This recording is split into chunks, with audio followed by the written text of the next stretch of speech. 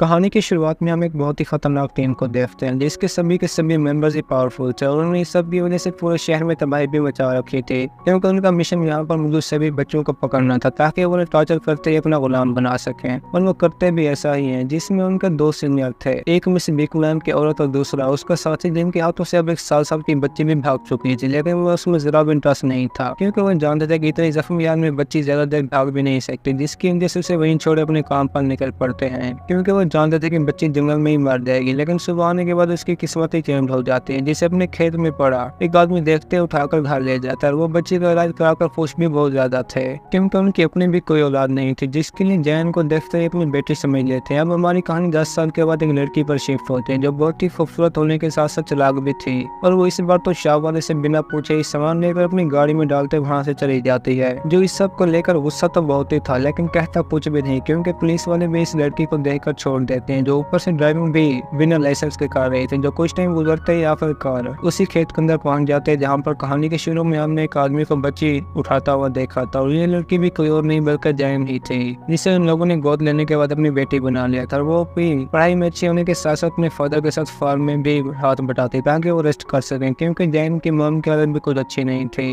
और ऊपर से पैसे न होने पर दोनों और भी परेशान हो जाते हैं क्योंकि उन्हें किसी भी हाल में अपनी मॉम का इलाज कराना था, जिसे जैन समझाने की भी बहुत कोशिश करते हैं लेकिन इस सबसे काम नहीं बनता क्योंकि मोम बस इन्हें हर बार यही कहती थी कि मैं ठीक हूँ, लेकिन ऐसा होता बिल्कुल भी नहीं। और ऊपर से जायन को भी अपने बचपन के ख्यालात आते हैं जिन्हें महसूस करते उसके साल में ऐसा दर्द होता जैसे वो फटने ही वाला हो, लेकिन जायन इस सब के बारे में किसी को भी नहीं बताते। और सुबह होने के बाद बिना देर के ही बस स्टैंड पर पहुंच जाते हैं जहाँ पर उसकी दोस्त भी पहले से मौजूद थी, जो दोनों ही बस में इंटर होने के बाद बातों में लग जाते हैं क्योंकि जायन की दोस्त उसे एक सिंगिंग कॉम्पिटिशन के बारे में बताती है जहाँ में जीतने से उसे इतने पैसे तो मिल ही जाएंगे तो उसकी मॉम का इलाज हो सकता है। और जैन खुद भी उसकी बात मानकर कंपटीशन में पहुंच जाती है, जिससे इंटरव्यू लेने के बाद वो लोग उसे सिलेक्ट भी कर लेते हैं। और ये सब तो उन दोनों के अलावा मॉम डैड के लिए भी बहुत खुशी की बात थी, जिससे घर वापस आने के बाद वो अपनी मॉम डैड के साथ भी देखने लगती है। लेकिन यहाँ पर जैन एक बहुत ही बड़ी गलती कर देती है क्योंकि इस बार उसने गाने के सिवा अपने पावर भी लोगों को दिखा दी थी, जिसे देखते मॉम डैड तो बहुत ही गुस्से में आ जाते हैं क्योंकि जैन ने इस बार तो पूरा का पूरा माइक ही हवा में उड़ा दिया था, जो इन सभी के लिए और भी परेशानी की बात थी क्योंकि मॉम डैड नहीं चाहते थे कि कोई आते ही जैन को हमसे अलग करके ले जाए, जिन्हें वो समझाता है या फिर अपने दोस्त के साथ सो जाते हैं क्योंकि वो भी आज की रात जैन के साथ गुजार रही थी, जिससे अब अचानक से अपनी पिक्चर देखते वक्त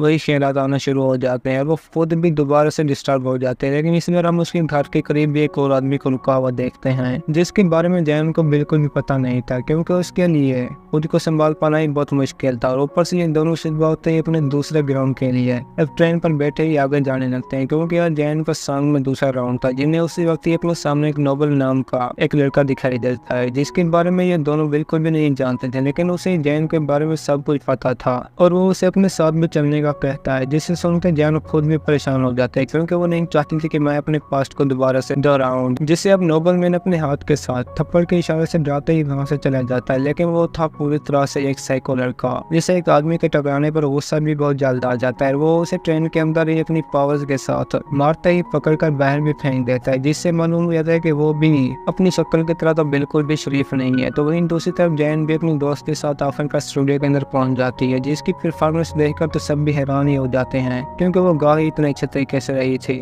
जिसे वहां पर मौजूद सभी लोगों के अलावा मिस बिग भी अपने साथी के साथ घर के अंदर टीवी में देख रही थी, और उन्हें इस बात का भी यकीन हो गया था कि ये वही लड़की है जो बचपन में हमसे भागकर निकल चुकी थी, जिसने तो आज साल कॉम्बिनेशन का फाइनल भी जीत लिया था। जो ही वापस आने लगते हैं तो उससे जैन की हेवन भी खराब होने लगती है, जिसकी वजह से वो बिना किसी को बताए ही सीक्रेट जगह पर पहुंचकर छुप जाते हैं क्योंकि इस बार तो उसकी नाक और मुंह से भी खून बह रहा था, जिसे डॉक्टर ने तो पहले से ही बता दिया था कि अब उसकी लाइफ बहुत ही जल्द खत्म होने वाली है। लेकिन वो बाहर फ्रेश होकर आते ही दोस्त को भी कुछ नहीं बताते, जिन्हें टैक्सी न मिलने पर बिग का आदमी सामने आते ही लिफ्ट देने का भी कहता है, लेकिन ये उनकी अगवा करने की एक चाल थी, जिसे ये दोनों समझते ही अपनी टैक्सी के आने पर अंदर बैठते ही वहां से चली जाती हैं। लेकिन जैन थी बहुत ही परेशानी में, जिसे अब घर वापस आने के बाद अपने सामने दोबारा से नोबल मैन दिखाई देता है, जिस बार तो जैन को फैमिली की भी धमकी देता है कि वो अगर मर जाए तो तुम्हारा क्या होगा, जिसे जैन सुनते बिल्कुल भी बर्दाश्त नहीं कर पाते कि वो अपने मॉम डैड से बहुत ही प्यार करती थी, जिन्हें देखने के लिए वो बड़ी तेजी के साथ भागते ही घर पहुंच जाते हैं। लेकिन वहां पर तो मॉम डैड बिल्कुल ही सेट थे, जो था तो थोड़ा बहुत अजीब, लेकिन जैन फिर भी खामोश हो जाते हैं। अब हमारा सीन मिस बिग और उसके साथी पर शिफ्ट होता है। दोनों ही जैन को किसी भी हाल में वापस लाना चाहते थे ताकि उसकी पावर्स को अपने फायदे के लिए इस्तेमाल कर सकें, जिस सब में बिग तो बहुत इंटरेस्टेड लग रही रही थी।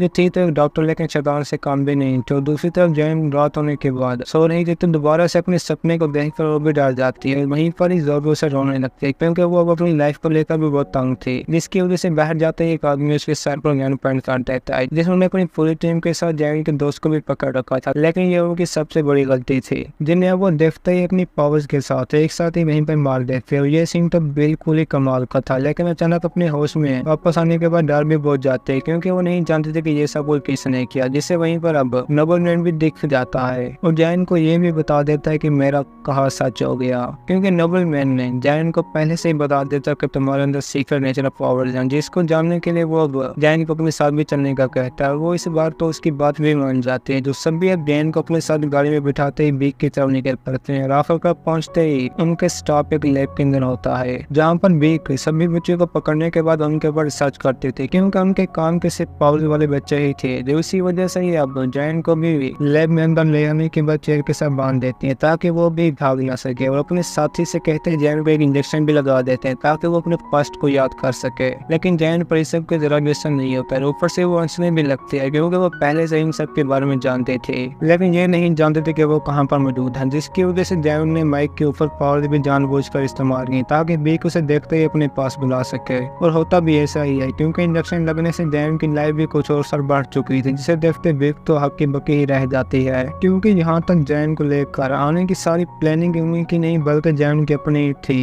जो वह वहीं पर ही बहुत बुरी तरह एक आदमी को पकड़ते मार भी देती है और अचानक रूम से गायब भी हो जाती है। ऊपर से खास बात ये भी थी कि यहाँ पर किसी के पास भी इतनी पावर्स नहीं थी जो जैन का मुकाबला कर सके। जो अब एक एक करते वहीं पर इनकी पूरी टीम को मारते भी जा रही थी क्योंकि जैन को ये सिर्फ एक नाटक था, बाकी सारा कुछ झूठ। और उसने तो अपने मॉम डैड से भी जोर बोल रखा था कि मुझे सब कुछ भूल गया, लेकिन उसे अपने बचपन की सारी यादें मालूम थी जिनको याद करते वो गुस्से में आकर उसी वक्त बीक के पांव पर गोली मार देती है। और भागते वक्त जो ही दूसरी गोली मारती है तो अब नोबलमैन भी वहीं पहुंच चुका था, लेकिन जैन को रोक पाना उसके पास में नहीं था, जिनकी अब वहीं पर दूसरे के साथ जबरदस्त फाइट भी होती है क्योंकि पावर्स तो दोनों के पास ही थी और वो उनका इस्तेमाल करते ही बहुत अच्छे तरीके से लड़ने भी लगते हैं। लेकिन जीतना तो आखिर पर जैन को ही था, जो आखिर में अपनी टेक्निक के साथ नोबलमैन को वहीं पर बुरी तरह मार देते और अपने सामने बीक के साथी के आने पर छोड़ती उसे भी नहीं, क्योंकि बचपन में इसने भी जैन को बहुत बुरी तरह टॉर्चर किया था, जिससे अब वो खुद भी वहीं पर बड़ी बेरहमी के साथ मार देती है। और आखिर में लैब के अंदर मौजूद सभी मेडिसिन अपने साथ लेते ही वहाँ से चले जाते हैं ताकि वो भी अपनी इस बीमारी का इलाज कर सके। और उन्हें अपने साथ लेते ही फादर के पास भी पहुंच जाती है, जो उन्हें बिल्कुल भी नहीं छोड़ना चाहती थी, और डैड को भी वही मेडिसिन दे देती है ताकि मोन उन्हें लेते ही बिल्कुल सेट हो जाए। और आखिर में ये प्रॉमिस करके वहाँ से चली जाती है कि मैं आप लोगों से इस बार तो अलग हो रही हूँ, लेकिन मिलने के लिए दोबारा जरूर आऊंगी, क्योंकि डैड खुद भी पहले से जानते थे कि जैन के बीच ये नेचुरल है। और वो खुद भी आखिर में बीक की सिस्टर के पास पहुंच जाती है, जहाँ पर जाने के लिए जैन ने उससे पूछा था, और वो भी बीक की हम शक्ल होने के साथ साथ जैन को सारी मेडिसिन उठाकर दे भी देते क्योंकि वो जानते थे कि इसने बीक को उसकी टीम के साथ क्या किया,